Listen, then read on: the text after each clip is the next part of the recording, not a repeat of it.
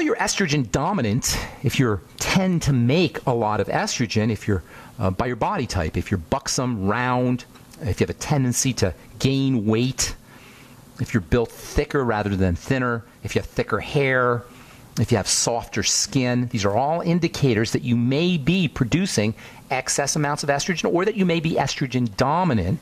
And that means you're going to be at risk for the untoward effects, the negative effects of the so-called female hormone. So, all women want to have thick hair, beautiful hair, soft skin, and be blemish-free, and have lots of collagen. All of these are associated with estrogen, but so are the side effects, so are the toxicities of estrogen, including stress, including blood clotting, including insomnia, including inflammatory disease, fertility issues, and immune diseases.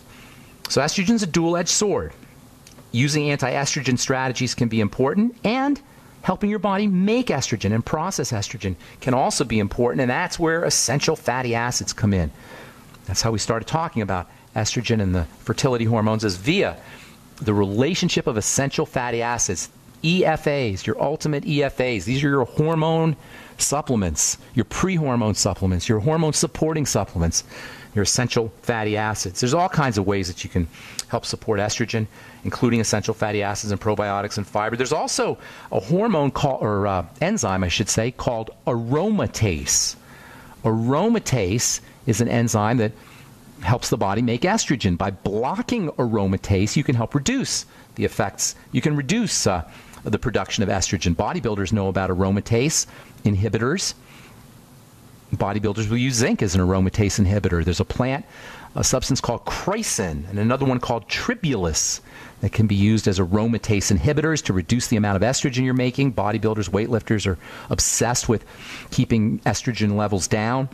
Aromatase converts male hormone into female hormone by blocking aromatase with chrysin or tribulus or zinc, for that matter. Omega-6 essential fatty acids may have an anti-aromatase effect. By blocking the effects of aromatase, you can reduce estrogen. There are drugs that doctors will prescribe to reduce the effects of estrogen via aromatase inhibition. So aromatase inhibitors, whether you use zinc or whether you use chrysin or tribulus or omega fatty acids, aromatase inhibition is another good strategy for helping balance out estrogen. Fermented foods, probiotics, kombucha tea. Kombucha tea is all the rage these days. Do you know kombucha tea is a wonderful way, drinking kombucha tea is a wonderful way to protect yourself from excess estrogen. Kombucha tea is fermented tea, fermented black tea or fermented green tea. It's a living drink filled with enzymes, filled with vitamins, filled with minerals, as well as good bacteria, probiotics, and yeast. It's a probiotic drink. Excuse me. Drink your kombucha tea with your meals. It'll help your digestion work. And if you use kombucha tea, if you're menopausal or you're estrogen dominant, kombucha tea can help your body process estrogen and help protect you from estrogen-induced diseases, including estrogenic cancers. All right, I'm Pharmacist Ben. You are listening to The Bright Side. 844-236-6010 is our number. We'll come back with your phone calls. Got a couple lines open for you. 844-236-6010. We'll be back after this.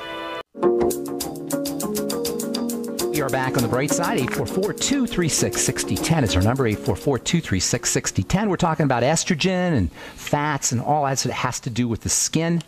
If you've been prescribed Nolvadex or tamoxifen, then you know good and well what an aromatase inhibitor is. Another drug called Aromacin, Femara. These are aromatase inhibitors, prescription aromatase inhibitors that physicians will use for breast cancer, for a condition called gynecomastia. Love that term, gynecomastia. That's when men get breasts, or when children, little boys, start to develop breasts. It's a major side effect of prescription drugs. Ritalin can cause it. Attention deficit disorder drugs like Adderall can cause gynecomastia.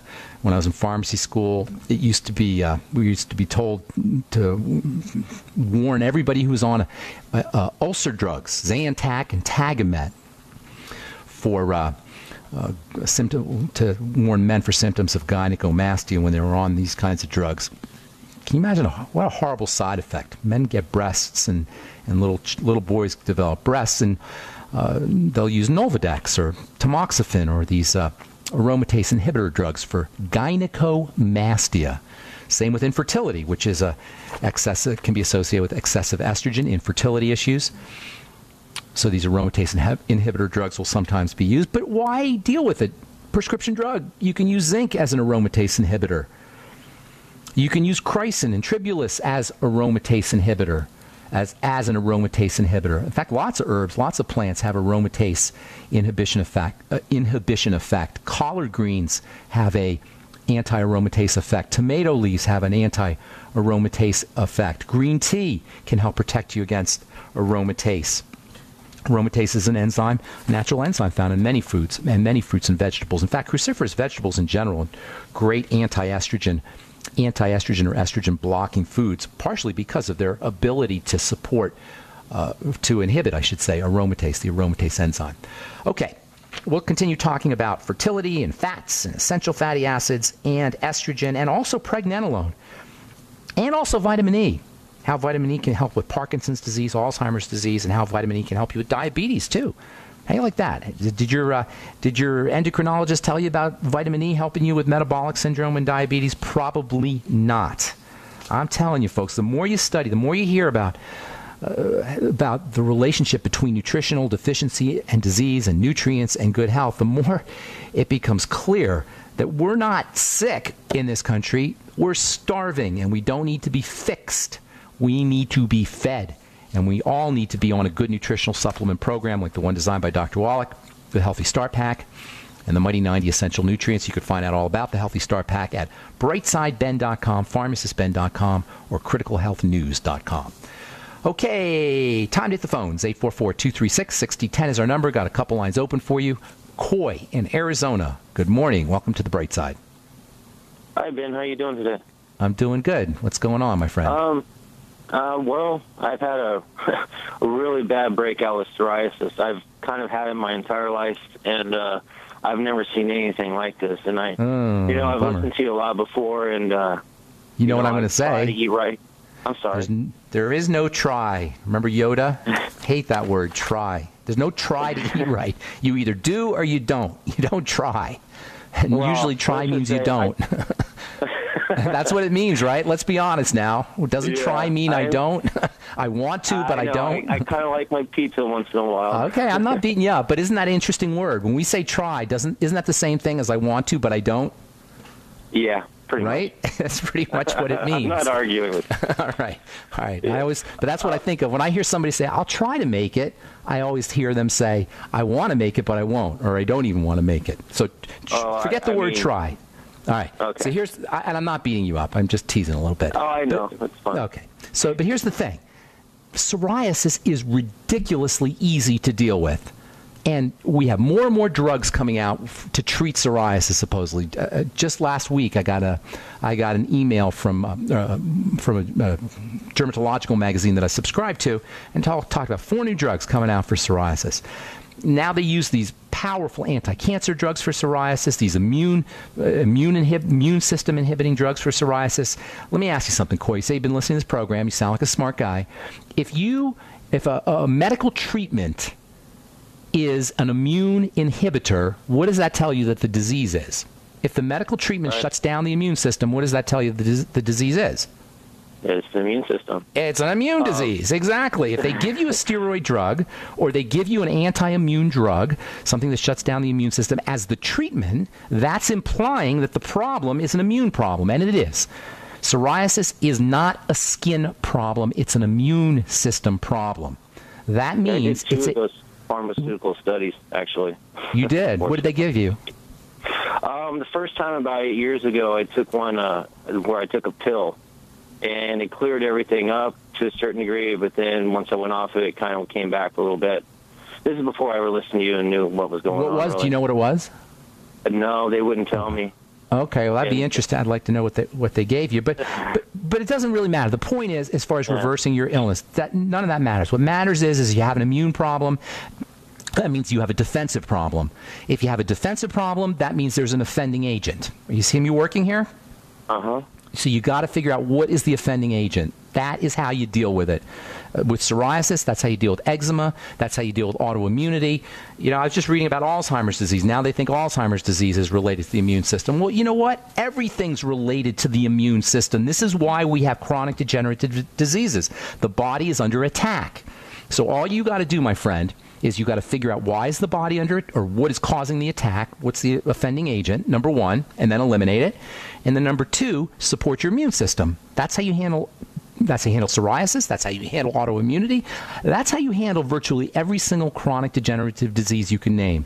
You figure out what's the offending agent, and then you support the body's ability to protect itself, i.e. the immune system. So number one, you do a food diary, right? Write down everything you're eating. Now, if you flare it up, that's great. And as far as reversal goes, that's awesome. That's a potential source of awesome information for you if you flare up. And that's true about any flare-ups in any condition on anybody. A flare-up means something recently happened. Something recently got into your body. And when I say got into the body, I really mean got into the blood through the digestive system. So what got in there the last week, the last 5 days, the last 4 days? You know what? It was kind of going for a while. You know, I thought I kind of was chalking it up to stress. Don't. Because I've been going through a lot, that type of thing. But then, you know, here's exactly the truth. 2 weeks ago, I bought like this big can of salsa, and I looked at the label. It didn't seem like there was anything really bad in it, and I had that in a bag of chips, and everything has just gone crazy. All right. Well, I'm telling you, that's awesome information. Do you know how powerful what you just said, Coy, is so powerful? 99% of the psoriasis sufferers will not know to make that link that you just made. Now, I'm not saying it is or it isn't, but the fact that you were smart enough to know that you ate something or that you put something in your system, and that's when it all changed. That's when you got your flare-ups. That's when your condition started to deteriorate. Is powerful. That makes you smarter than your doctor. Do you know your doctor's not going to make that connection for you? If you go today to the dermatologist with this hideous case of psoriasis, as you described, you're getting put on a drug, and probably not a nice one. So that's powerful information that you just came up with, and congratulations, number one, and don't underestimate its importance. I'll finish up when we come back from our break, because I got a couple other ideas for you, okay, Coy? Don't go away.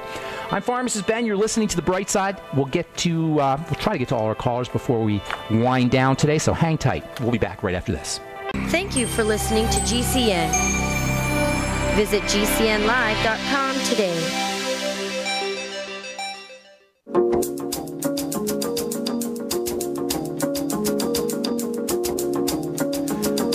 We are back on The Bright Side. I'm Pharmacist Ben. We're talking estrogen and skin and essential fats and psoriasis with Coy in Arizona. Coy, I'm going to go fast because I got a bunch of calls on the line here, so I'm going to go real fast, okay? No problem. Okay, digestive system, number one. That's always the first place to focus. You're smart with the salsa connection there, but there could be something else going on. Usually involves fats when it comes to psoriasis and eczema. Usually involves fat processing. Vitamin A, vitamin D, 20,000 IU of vitamin A. Make sure you're getting out in some sun. You're lucky you're in Arizona. You probably got some good sun there. Get out in the sun every day. Don't burn, but get out in the sun every day if you can, for a couple of minutes anyway, until your psoriasis starts to heal up. You can also use fish oil for your vitamin D, or you can just get vitamin D supplements, but the sun is the best way, is the best source of vitamin D. Vitamin E, 400 international units a day probably is a good idea. Make sure you're using digestive enzymes with all your meals. You may want to consider some of your ultimate enzymes on an empty stomach too. That may help quiet down some of the inflammation. 50 milligrams of zinc every day. You can also put zinc right on top of the psoriatic plaques, psoriasis plaques. You can also use vitamin D right on top of the psoriasis plaques. In fact, there's a prescription medicine for psoriasis called Dovanex, which is a vitamin D cream. And just recently, a new, so-called new psoriasis medication just came out that's vitamin D plus a steroid, or pharmacological vitamin D. Last but most certainly not least, when it comes to dealing with psoriasis and the immune system and inflammatory issues, make sure you're using fermented foods and probiotics, kombucha tea, which we just talked about, any kind of fermented foods, and then the Biolumin Nightly Essence, 3 in the morning, 3 in the afternoon, 3 at night. Now, it's not essential fatty acids, your ultimate EFAs, especially fish oil. You may want to take some extra fish oil, too. That can have some nice benefits for psoriasis. There's tons more, but that's a great place for you to start. Did you have something else you want to say? I actually want to say thank you, because in 2011, you actually read one of my letters on the air, and actually it helped me, and it cleared me all up. So that's awesome. I have total Thanks. faith in what you're talking about. So Thank you, I Coy. appreciate And then everything. My pleasure. Check the archives, too, because sometimes you